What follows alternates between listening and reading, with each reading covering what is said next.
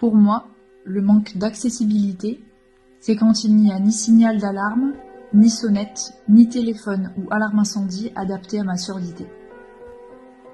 Pour moi, le manque d'accessibilité, c'est quand il n'y a pas suffisamment d'interprètes à la télé, notamment pour les informations importantes comme les discours du gouvernement.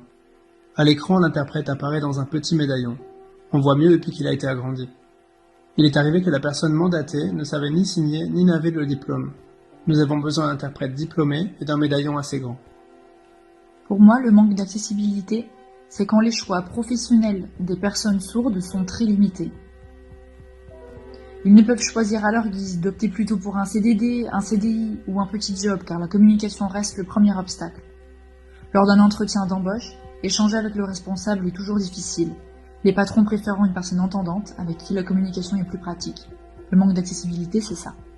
Pour moi, le manque d'accessibilité, c'est quand l'entraîneur sportif donne les consignes et que tous les entendants s'exécutent immédiatement, alors que les sourds ont toujours un temps de retard.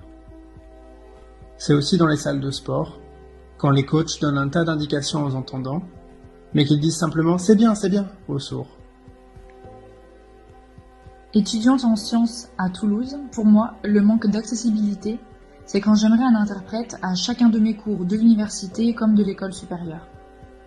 On manque constamment d'interprètes et de financement. Nous avons tous besoin d'un financement complet. Cela semble impossible, c'est ça le manque d'accessibilité. Pour moi, le manque d'accessibilité, c'est quand il n'y a jamais de sous-titres aux films français et au cinéma. Les dessins animés Disney, par exemple, qui sont mondialement connus et que tout le monde attend. Ils ne sont jamais sous-titrés. Pour moi, le manque d'accessibilité, c'est dans les transports.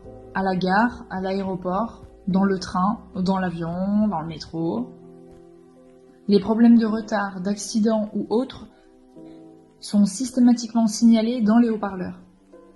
Les entendants peuvent agir en conséquence, mais nous, sourds, sommes tenus non informés. Tout est toujours si soudain, il y a un décalage énorme. Pour moi, le manque d'accessibilité, c'est dans la communication. Quand une personne sourde demande à un entendant de faciliter l'échange en passant par l'écrit, l'entendant abandonne car je n'étais pas si important. Autre scénario, quand l'entendant demande au sourd de lire sur les lèvres, c'est le sourd qui abandonne alors.